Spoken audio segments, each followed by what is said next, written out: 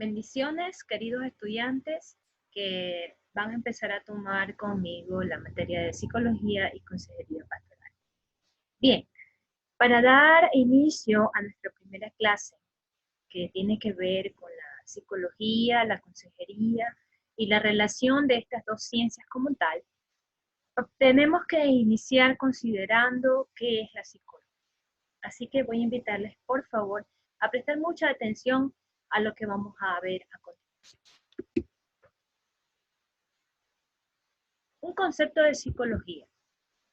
La psicología es la disciplina que estudia la conducta, los procesos cognitivos y afectivos de los individuos en relación con el medio ambiente.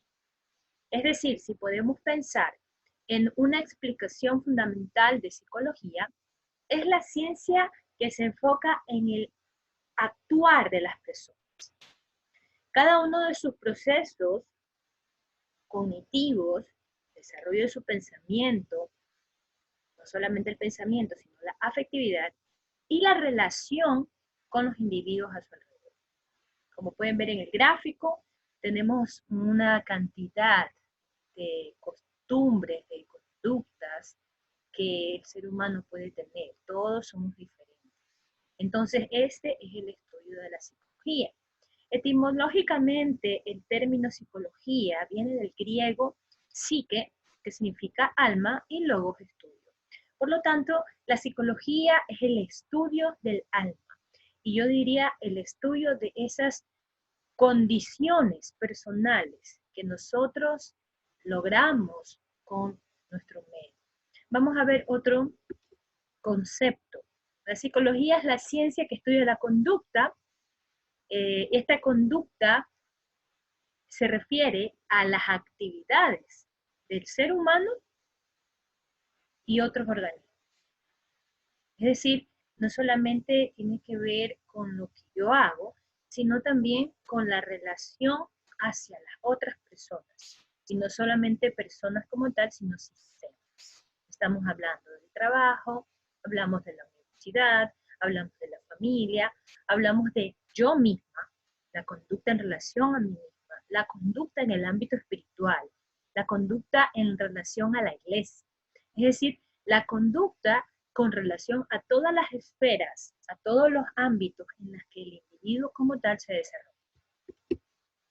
Los psicólogos utilizan esta palabra organismo para referirse a cualquier ser viviente, aun cuando están primordialmente interesados en el hombre.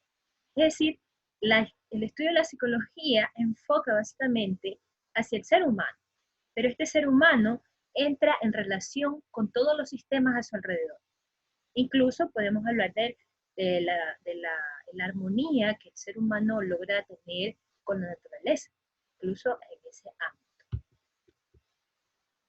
Ahora bien, la psicología apoya sus estudios en otras ciencias, es decir, se interrelaciona con otras ciencias, no es una ciencia aislada, es una ciencia que va a tener muchísima interacción con otras ciencias, por lo tanto vamos a considerar alguna de ellas. Para comenzar, ¿cuál es la diferencia entre la psicología, la química y la biología? Bueno, la psicología obviamente es la conducta del ser. ¿Cómo se relaciona con la química y la biología? Los laboratorios químicos y farmacéuticos hacen grandes esfuerzos y grandes investigaciones para conocer, interpretar y aprender acerca del sistema nervioso. Es decir, entender cómo el hombre está funcionando y por medio de esto dar medicinas, dar herramientas que puedan ayudar a ese ser humano a mantener control absoluto de su ser. Como ustedes deben saber, hay personas que necesitan tomar ciertas medicaciones para tener un equilibrio en su sistema. Esto lo vamos a ver más adelante con relación a la psiquiatría. ¿Cómo se relaciona con la antropología y la sociología? El estudio de las culturas o el medio de la vida del hombre a través del estudio de las culturas, esto lo estudia la antropología. Entonces la psicología es una ciencia auxiliar en cuanto a ellas, porque como estudia la conducta del individuo, podemos pensar en aquellas conductas que se desarrollan en diferentes ámbitos culturales y sociales. Por solamente dar un ejemplo, usted puede mirar en el ámbito latino, o usted puede pensar en la cultura latina, y puede pensar un poco en la cultura oriental. Son dos culturas distintas. Si usted piensa en la cultura latina, y vamos a mirar un ejemplo muy sencillo como el trabajo, tanto el hombre como la mujer se desarrolla en un ámbito laboral y está bien visto y aceptado que sea así. Sin embargo, en la cultura oriental, este tema del trabajo para la mujer, en muchos casos, es un ámbito vetado. Es decir, la mujer no puede trabajar, no puede desarrollarse en lo profesional, ni mucho menos pretender ser más que el hombre. Por lo tanto, estas son dos culturas que, diferentes una de la otra, no pueden ser tratadas por la psicología de la misma forma. ¿Por qué? Porque obviamente vamos a tener una cuestión cultural de por medio. Así que la antropología y la sociología se relacionan de esta forma con la psicología, porque vamos a estudiar la conducta del hombre, pero de acuerdo a aquellas situaciones sociológicas que rodean el medio en el que este hombre se desarrolla. ¿Cuál es la diferencia entre la psicología y la psiquiatría? Esto es muy importante, porque los psiquiatras son médicos especializados en la prevención y tratamiento de desórdenes mentales, tanto leves como agudos. Los psicólogos y psiquiatras trabajan entre sí para obtener mejores resultados.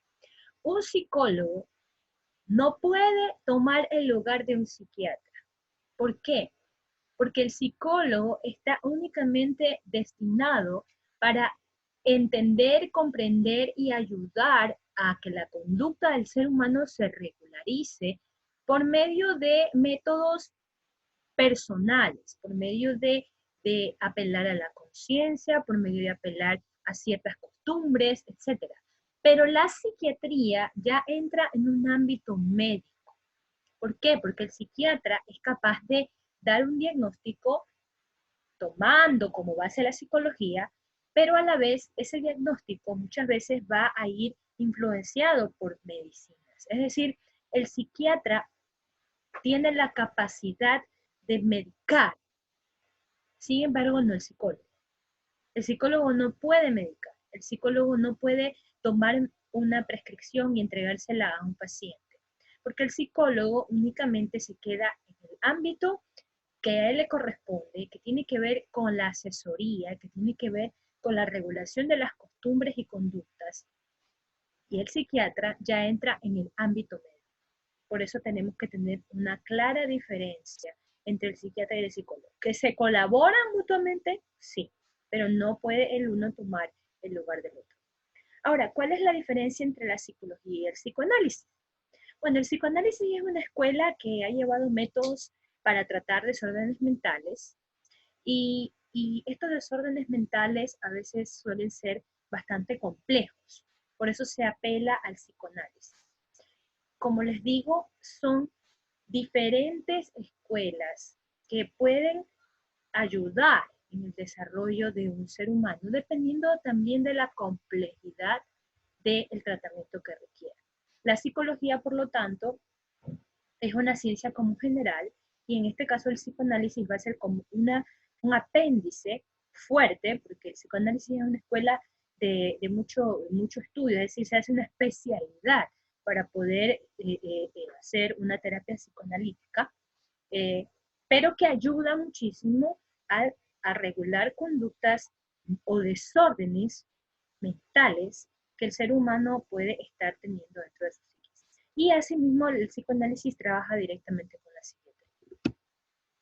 Tengo unos pensamientos aquí que me gustaría compartir, porque ahora que sabemos lo que es la psicología, vamos a entrar al ámbito de la psicología pastoral. ¿Qué es, qué significa o qué implica la psicología pastoral? La psicología pastoral, como dice el pensamiento de José Ramón Alcántara Mejía, es un esfuerzo por rescatar la experiencia espiritual y darle un sentido constructivo. ¿Qué quiere decir esto? Bueno, yo creo que debemos pensar que cuando un ser humano apela a una experiencia espiritual, es decir, toma una decisión por ser transformado, una decisión por Jesús, por cambiar su vida, por renovar su vida, entonces nos encontramos con una experiencia espiritual que empieza desde un aceptar a Cristo, caminar con Dios, ser renovados, regenerados, que es el término teológico, para continuar en una vida de santificación. Ahora, esta vida de santificación es esta experiencia espiritual que tiene que tener un sentido constructivo. Es decir, traemos de la vida pasada una vida muchas veces deshecha, una vida a veces plagada de costumbres que han sido equivocadas.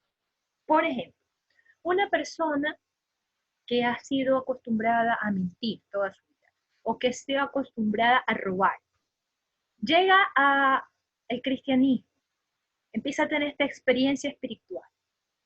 Pero robar no solo que la Biblia dice que está mal, sino que es algo que afecta socialmente a esa persona y a los seres que la rodean. Porque nadie quiere vivir con alguien que roba. Nadie quiere ser amigo de un ladrón. Nadie quiere tener esos recursos que tiene porque esa persona se las robó y se los protege. Es decir, yo no quisiera que mi papá sea un ladrón. No quisiera que mi hermano sea un ladrón. Es decir, nuestras relaciones afectivas muchas veces han sido afectadas o modificadas por esa clase de costumbres. Cuando venimos al cristianismo, entonces ese carácter constructivo que recibimos por medio de esta experiencia espiritual, ¿a qué nos debe llevar? A que si yo robaba, no robo más.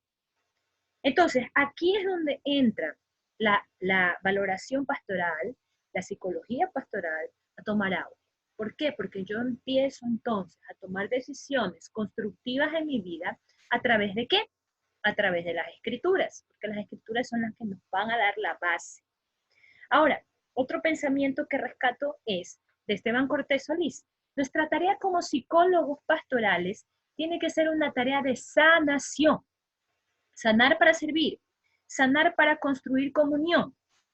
De ahí que sea impostergable la reflexión meticulosa que desde el juicio de la palabra de Dios nos permita descolonizar nuestras mentalidades. Qué interesante. Colonizar es venir y yo impongo. Descolonizar es venir y quito. ¿Quito qué cosa? Todo ese concepto previo que traje yo en mi vida. Todas aquellas mentalidades desordenadas con las que yo tuve que caminar y que las tenía porque así fui criado, porque fueron costumbres que recibí de mis padres, porque lo viví en mi medio, porque me crié en un barrio donde me enseñaron que robar estaba bien. Entonces, toda esa descolonización de nuestra mente tiene que ocurrir. ¿Por medio de qué? Por medio de una meticulosa reflexión de las escrituras. Y eso, lógicamente, solamente se logra a través de un proceso de discipulado, a través de un proceso de conocimiento de las escrituras, pero es tarea de los psicólogos pastorales, es tarea de los pastores, es tarea de los consejeros pastorales, utilizar la Biblia como esa herramienta para sanar, para construir, para reconstruir los conceptos que esa persona ha traído desordenados del pasado. La psicología pastoral entonces incluye una dimensión espiritual, definitivamente. ¿Por qué? Porque las creencias cristianas tienen como referencia la Biblia. Esta es la estructura verbal con mayor carga simbólica y la fuente más importante, pues le da coherencia y sentido a la realidad. Es decir, básicamente es las escrituras, el fondo, la base que va a acompañar en la reestructuración de ese ser humano. Ahora bien, ese ser humano es un ser creado, un ser humano que tiene origen en Dios, porque fuimos creados por Dios. Ahora, ¿cómo es el ser humano? Lo dice Primera de Tesalonicenses 5, 22 y 23.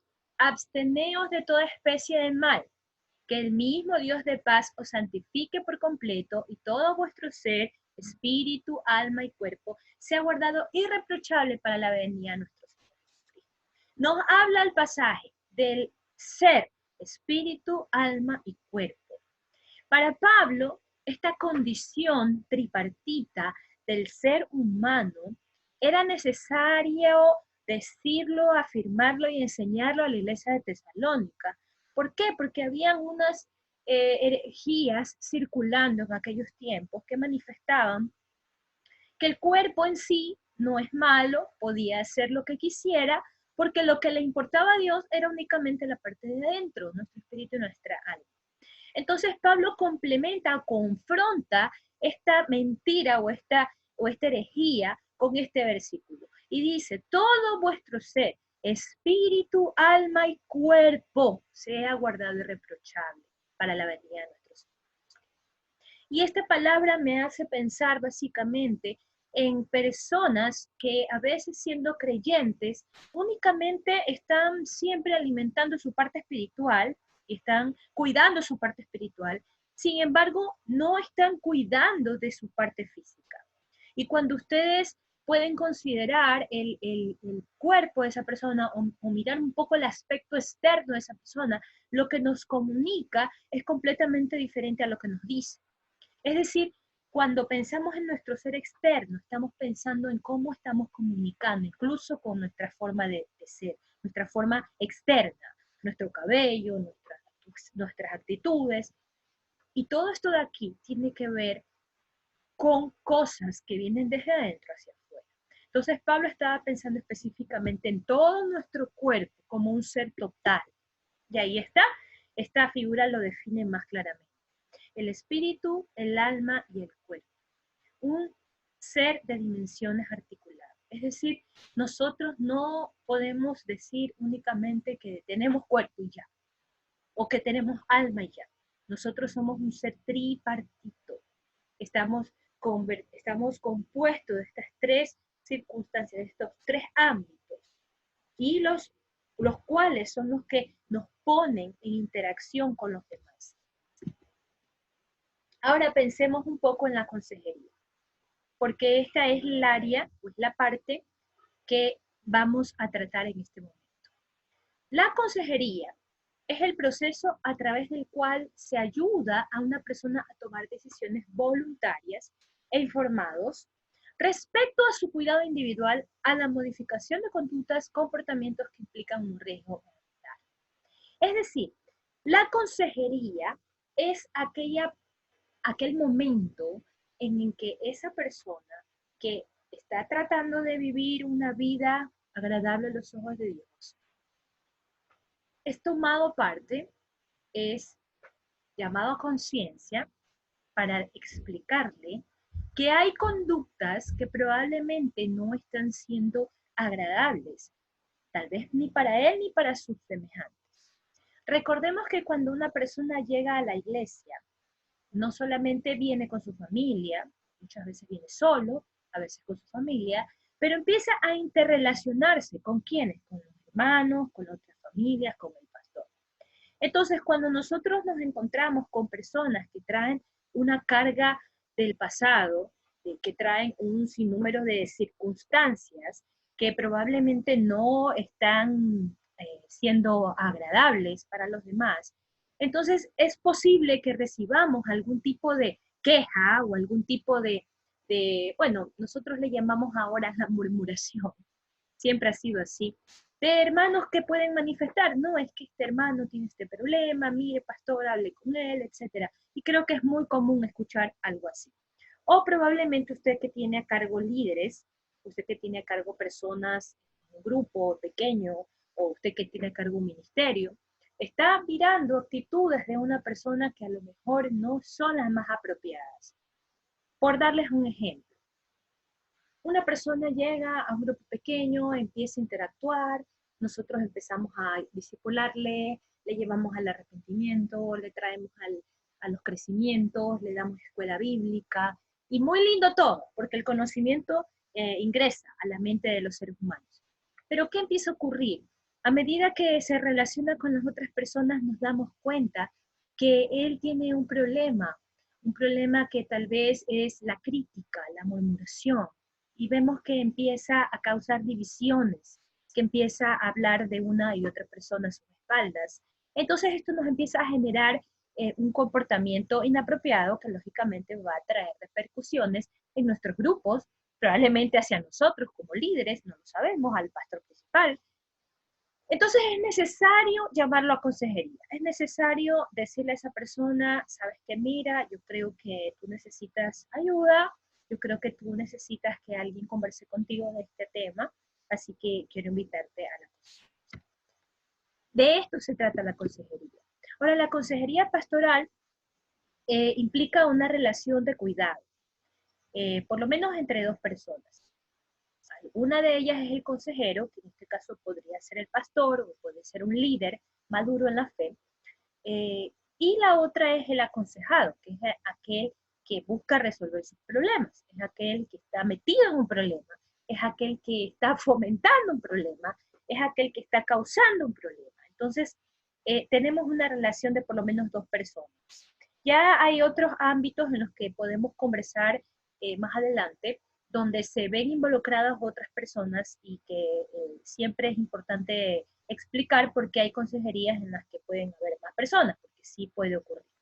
Ahora, ¿qué es lo que ocurre en esta consejería pastoral? En esta consejería pastoral se busca que el consejero cristiano aplique la sabiduría de Dios, como la palabra de Dios la enseña, a los problemas de esta persona.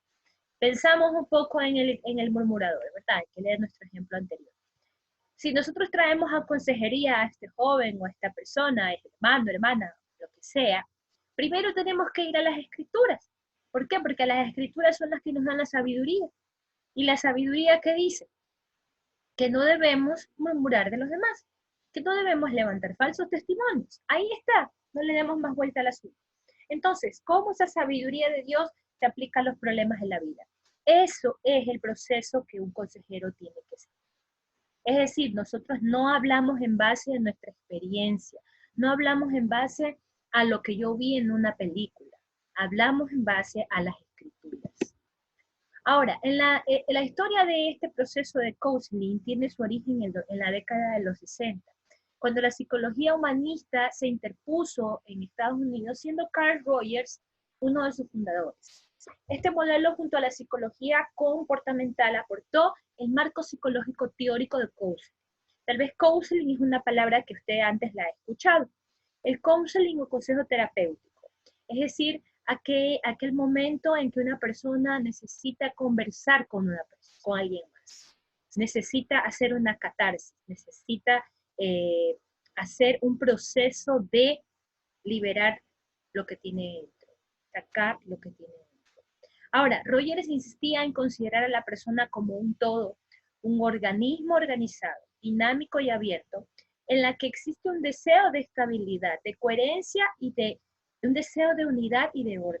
Es decir, claramente podemos ver que esa persona no se la toma de manera aislada, sino como una estructura general, como un todo, como un organismo que desea la estabilidad, que busca estar bien consigo mismo, pero también con los otros.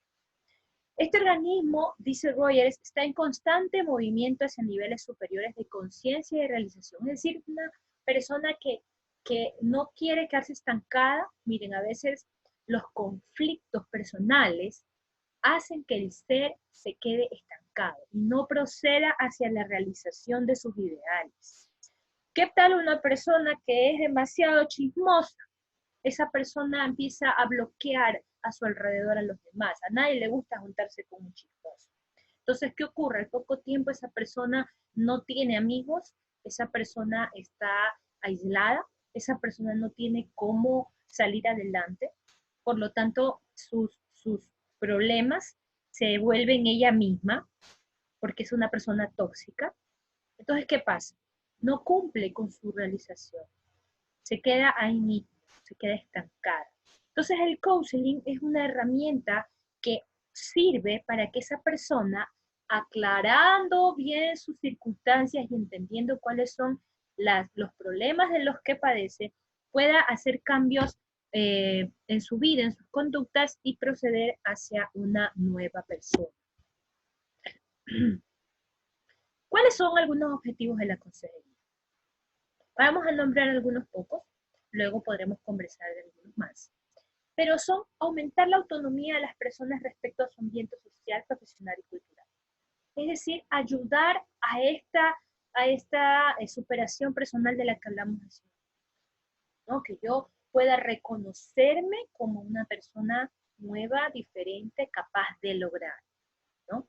Capaz de sentirme mejor, capaz de avanzar, que mis recursos puedan ir más allá. Además, proporciona herramientas en el aquí y el ahora, que permite un adecuado afrontamiento de esas situaciones difíciles. Es decir, si yo antes no sabía de qué manera iba a dejar de criticar o iba a dejar de murmurar, el counseling o la consejería me va a permitir entender de qué forma puedo yo hacer para evitar esta clase de conducta inapropiada. Por lo tanto, nos entrega herramientas. Cuando usted es un consejero, usted va a entregar herramientas. Algunas de ellas son herramientas para poder evitar, algunas van a ser para poder cambiar, otras van a ser para reestructurarse, pero son herramientas que se tienen que utilizar en torno al beneficio del aconsejado.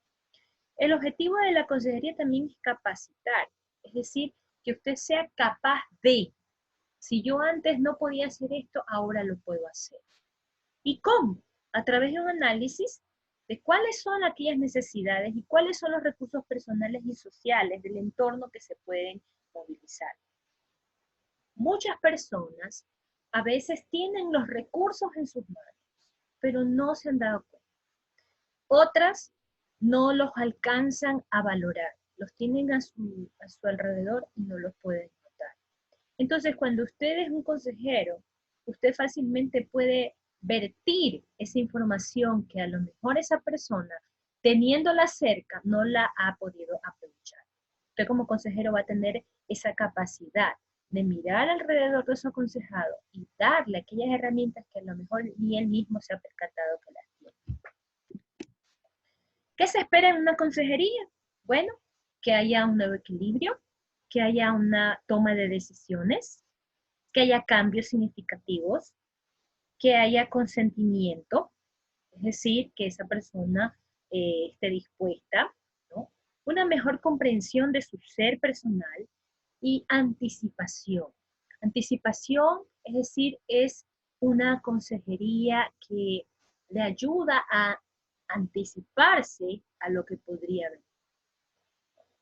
El consejero tiene que ser perspicaz, de manera que pueda decir, mira, esto puede pasar, esto puede suceder, mejor es evitar. Y de esa manera, muchas veces, lograr que conductas puedan ser modificadas. Por darles un ejemplo, una persona que está teniendo una conducta sexual inapropiada, está por ahí con otra persona y viene a consejería. Entonces el consejero fácilmente, primero a la luz de las escrituras, pues, enseñando que las conductas sexuales inapropiadas son condenadas por Dios. Y esa es la base bíblica estructural. Segundo, viene el componente humano. Usted va a lograr tener algunas consecuencias desfavorables si continúa con ese estilo de vida. ¿Cuál estilo de vida?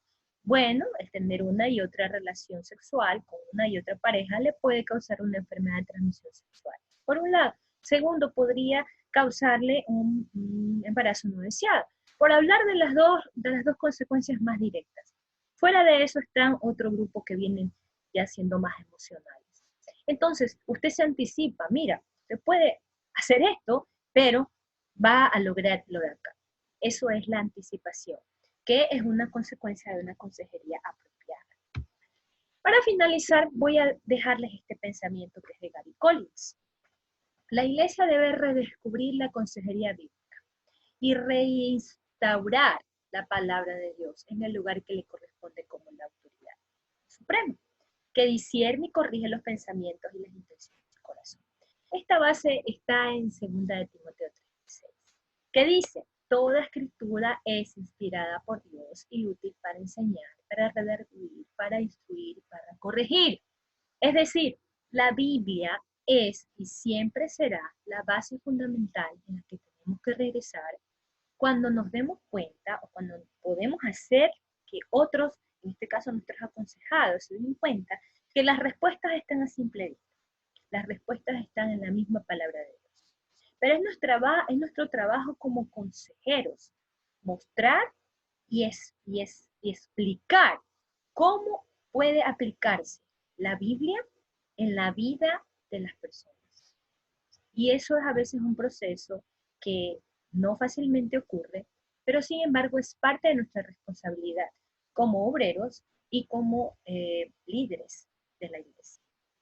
Bien, como les dije, con esto concluye este primer tema de esta semana que tiene que ver con la psicología, la consejería, cómo se relacionan entre sí y cuáles son algunos objetivos que esperan cumplir. Ustedes van a poder ver un poco más de información dentro de las actividades que han sido instauradas, así que los invito, por favor, a que puedan realizar las actividades que están descritas en la plataforma. Muchas gracias, bendiciones.